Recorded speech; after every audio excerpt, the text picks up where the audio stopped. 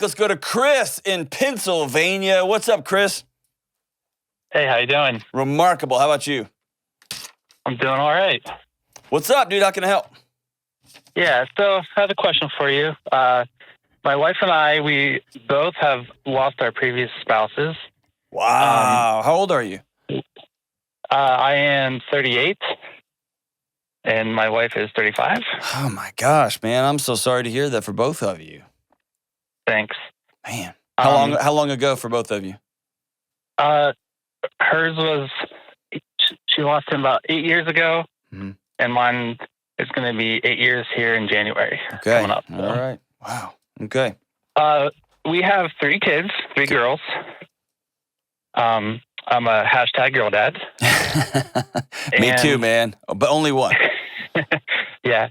And what we were talking about the other day, and we're both huge fans of you, and we wanted to know is when and how do we bring up our previous history with our daughters? So they don't have any idea?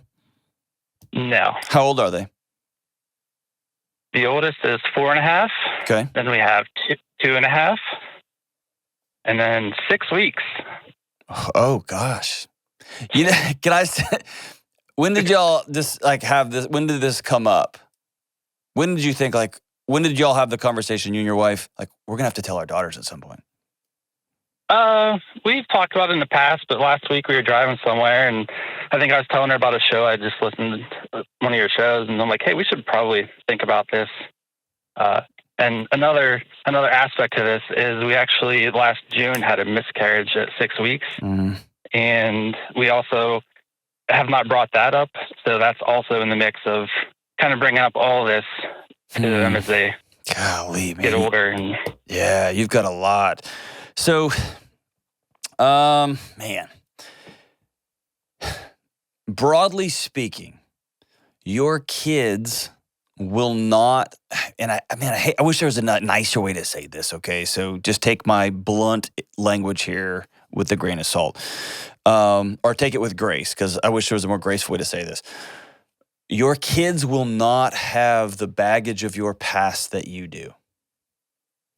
Right. Their story will simply be the story of their world, which is both of their parents were married to other people who passed away. And so normally, especially with a 4.5, 2.5, it's one of those things that if it comes up in natural conversation, here's a good example. My daughter's 5. She has been really curious about, tell me another story about when I was a baby, or let's look at pictures of me as a baby. She wants to know some of that history, and she's 5 or 6. That's about when I think the curiosity will start. When did you and Daddy meet? When was he your boyfriend? When was she your girlfriend? And kids don't have quite the same, not quite, they don't have nearly the same perception of time. And so forever started when they had consciousness. Does that make sense? So the idea that there was a before them is weird. And then when they realized there was a before them, then there was a before y'all two were together. And then there was a before, what? You used to date other people? So the whole thing is just their world expands like an accordion as y'all have these conversations. And so what I don't want you guys to do is feel pressure that we have to have this big grandiose conversation with them. And because they've got to know about their past and their parents' past, they got to know it. And then all of a sudden you use your needs use them as a proxy to get your needs met, which is, I don't want to have these secrets in my house. Versus when they come up, then you have these conversations. I will say that having some sort of context for death is good. Whether that's a goldfish, a grandparent, a pet. One of the most... Yeah, Go ahead. We had a neighbor 6 months ago. He passed away from COVID, so I think she kind of gets an idea, but it's still hard to gauge on whether she truly understands what death is. So this is a great opportunity to you and your wife separately, together, get with your daughter and say, hey, we just want you to know that we've been really sad that Mr. Tim down the street died. And your daughter may ask, well, what's died? Or he'll come back, or whatever that looks like. And Mm-hmm. you let her know, here's what grief looks like. In a way, my friend Rachel Cruz says, share, don't scare. In a way that she goes, oh, my parents experienced sad too. Because then it humanizes grief, humanizes y'all. It makes your daughter, one day when she feels grief, she won't feel crazy because she's got a picture of it because she saw you guys grief. And then you'll always Right. have this anchor point of death. So that when it comes up, with you and Daddy, when y'all first got married, or however the conversation goes, right? I'm trying to pretend I'm a 4.5-year-old and I'm there psychologically, but not, you know what I mean? It will come up, and that's when your wife or you, whoever gets this question, in a non-dramatic way, but in a factual, this is just our life. I got blonde hair. I was at one time married to somebody else, and they died. Remember, like Mr. Tim? My previous wife died. And here's where that can get scary for a kid. You mean mommy could die? Yeah, she could. She probably won't. And every day we tell mommy we love her. She probably won't. But yeah, we all die someday. And that's when you get the existential crisis between 4 to 7 years old, and they start to realize, oh, there was a before time. Oh, there's going to be an after me too. And it's, you may remember that from your childhood. And so it's just a part of their story. The greatest gift you can give your kids, though, is to let them know that you're a person and you get sad sometimes. It may be 8 years is 8 years. Do you still have like I don't know, on your first wife's birthday, do you go have a drink, or do you go out with buddies? I mean, do you still have seasons of sadness? Yeah, there's definitely still seasons, especially I would say the biggest ones around the time whenever everything happened, which is, coming up in a couple weeks. So it's always great. So that might be 4.5, depending on your kid, feels a little bit early. 5.5 might not be, depending again. If my daughter, if my wife and I had the situation, it wouldn't be too early for my daughter. But also, granted, I'm kind of a weird dad, and so we talk about death a lot at my house, and so her therapy bills and my son's are going to be different later on down the road. In some families, it might not be appropriate till 7 or 8. Or the poor family the other day that he's a buddy of mine, and his daughter got a hold of the Questions for Humans cards I have and found out Santa Claus wasn't real, and she's 9 or 10. She found out from me, right? So that might, ouch. Oh yeah, it's awesome. So that might not be, you're going to have to know your kid. But it might be, hey, Daddy's really sad today. And I have a story I have never told you, but I have a story. I was married before Mommy. I had another wife, and she was in a car wreck. She got sick, whatever the story is. And again, you're talking a 30,000-foot story because she's 5 or 6. Yeah. But she passed away, and like Mr. Tim, she died. And just once a year, Daddy gets really sad. And when I get sad, I like to be around people that I love, and I like to write letters. I like to hug, and sometimes I even cry. And it's that level of honesty and vulnerability that is going to, you're talking legacy-changing stuff, brother. Like, you're giving your daughter tools that she will use for the rest of her life. And she will ask hard questions. And she will take your cue, her cue from you and your wife as to, are my parents trustworthy? Can I ask them hard questions? Are they safe to go to when I'm scared or nervous? Based on how y'all answer those questions. You know what I mean? Yep. Yeah. I'm sorry that that's been your road so far, and I'm also really grateful that y'all found each other, and it looks like y'all have created a beautiful life. Yeah. It's all part of God's plan. It's surreal though, right? Like when you sit down and look at it. Oh, it really is. Do y'all ever have those weird moments? Ooh, yeah. Can I ask you one? Can I dig in for a second? Sure.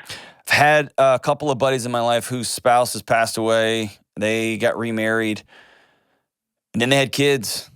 And the inevitable, 2-drink question is like, oh my gosh, the greatest things in my life are my kids. They wouldn't be here if the worst thing in my life hadn't happened. You know what I mean? You get these weird existential loops. Have y'all had those conversations together? Yeah, we have.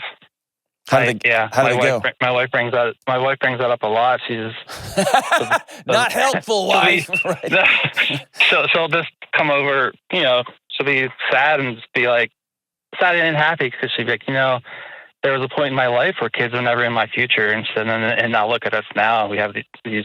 Well, at the time, we haven't really talked about it in the last 6 weeks, but we had this 2 beautiful girls that are just amazing, and now we have 3, and pretty sure our family's complete now.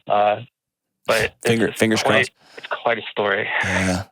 So here's what I would want to encourage you with: never keep secrets from each other, and right. You can choose to not to go down those looping spirals. We've become obsessed in our culture with the scientific method, like the asking hard questions and let's follow the plan until we get to the answer. And the other thing we are obsessed with is taking everything apart to its smallest piece. If we can understand what makes up the atom, then we can understand what makes up humanity. Then we can understand what makes up the cosmos. Like that's our current ethos. And so sometimes we want to know why. Why did this happen? And back it out here. And we can make ourselves crazy on these reverse engineering explorations of our life. Right. And man, what a gift just to say, I don't know, but look at these 3 beautiful girls now. You know what I mean? Yeah. And our pain is a part of our story, and so is our joy. You're a gift, my man. I hope that helps. Ultimately, this is a bad analogy. Have y'all had the sex talk yet at all with your daughters? No. By the way, not looking forward to that day either. It'll come it'll come in the most random. You'll be in a Target and it'll be like, oh, we're talking about tampons. All right, I'm in. And you're gonna be ready to rock and roll, right? That happens. But in a similar way, if we can have those conversations with our daughters and with our sons and not let them feel one iota of weirdness or shame about their bodies, then they don't have weirdness and shame about their bodies. And if we don't have weirdness and shame about our bodies, they don't learn weirdness and shame. Similarly, if we are bold enough and courageous enough and honest enough to understand, like to speak out, death is part of this. It's built into the system here. We've made it this evil, hush, hush, don't talk about it thing, and it's a part of all of us.